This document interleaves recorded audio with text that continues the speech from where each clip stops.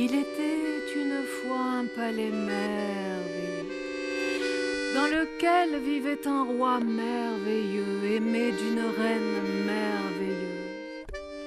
Tous deux étaient merveilleusement heureux, car ils venaient d'avoir une enfant merveilleux. Afin de s'assurer que la petite aurait une vie splendide, ils ont décidé de lui organiser une grande fête pour son baptême, à laquelle ils ont invité toutes les fées du royaume. Toutes? Non, pas la 13e, parce que 13, ça porte malheur.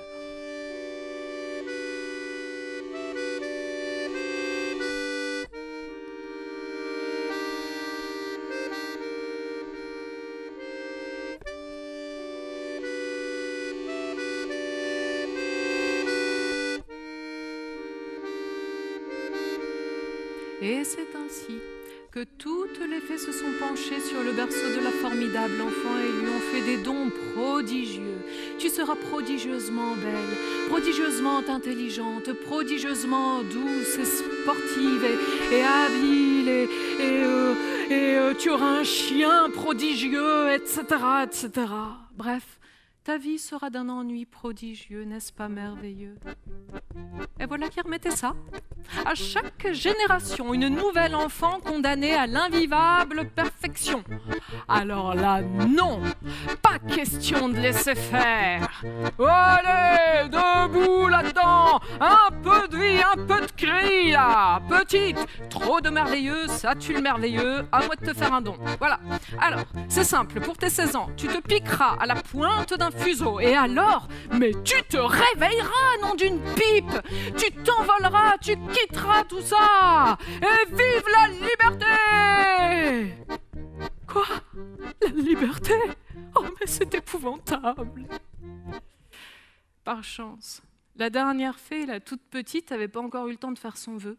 Alors elle a concocté une sorte de contresort très très efficace. Alors voilà, en fait, c'est pas ça du tout. Tu te piqueras, mais au lieu de te réveiller, tu t'endormiras. Pendant 100 ans, exactement le temps nécessaire pour oublier toutes ces imbécilités de liberté et d'envol.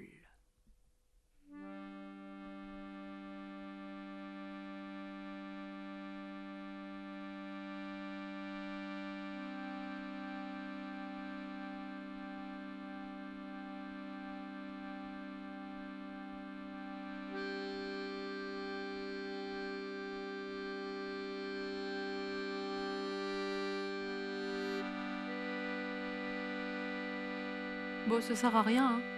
Ça sert à rien, les gens, de planquer tous vos fuseaux. Parce que ce qui est dit, et ce qui doit arriver, arrivera.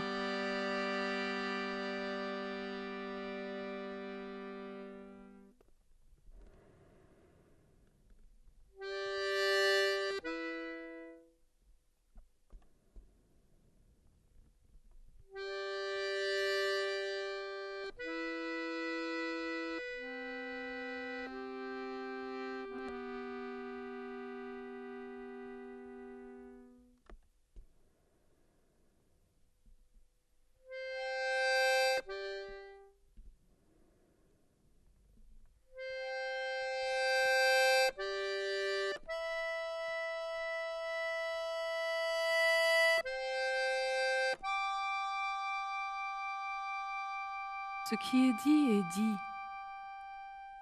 Ce qui doit arriver, arrivera.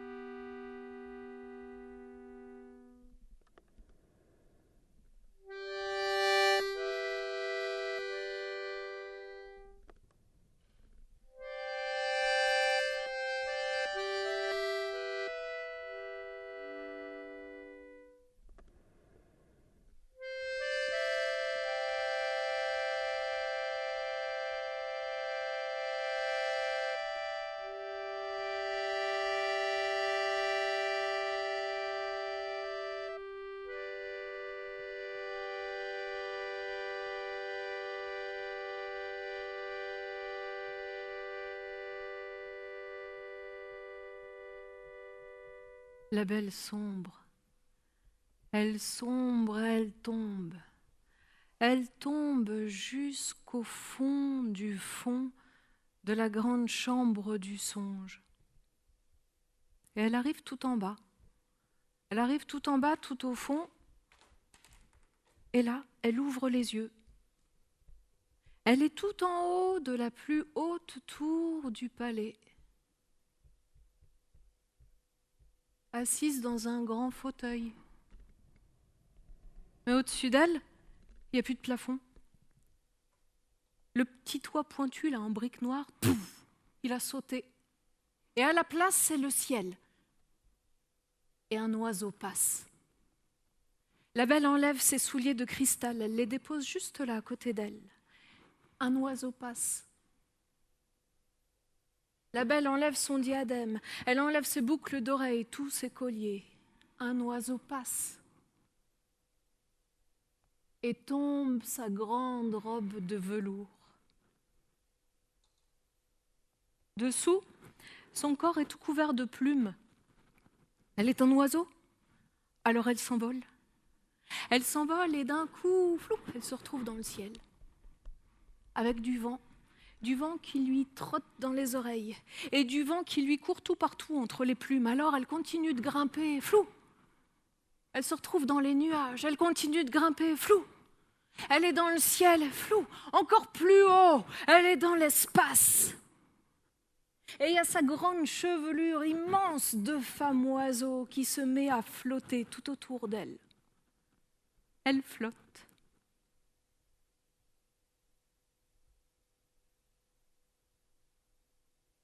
Et elle s'assoit juste là, au bord de la lune.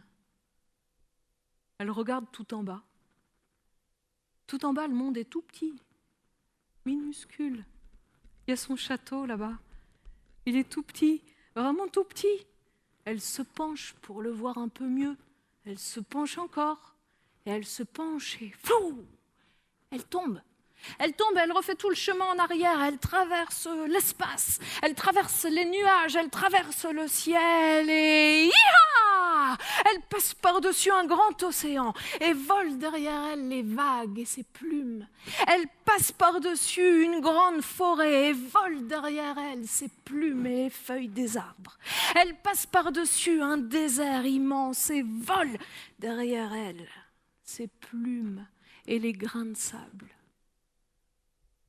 La belle a fait comme ça tout le tour de la terre.